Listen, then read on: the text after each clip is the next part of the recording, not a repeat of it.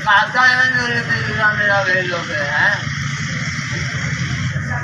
ਤੁਹਾਡੇ ਫਾਇਦੇ ਕੀ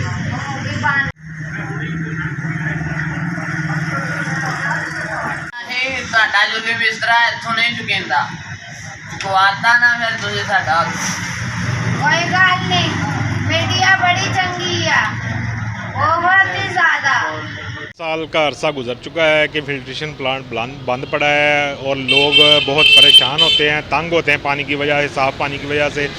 और इसके बंद होने की वजह से ये नशेइयों की अमाजगा बन चुकी है। इसमें रात को नशेई ठहरते हैं, दिन को भी नशेई बैठे रहते हैं, आप देख सकते हैं। तो मेरी गुजारिश है ज़िले इंतज़ामिया से कि ये जल्द से जल्द इसको बहाल किया जाए और चलाया जाए, और क्योंकि लोग इससे मुस्तफ़ीद हो सकें।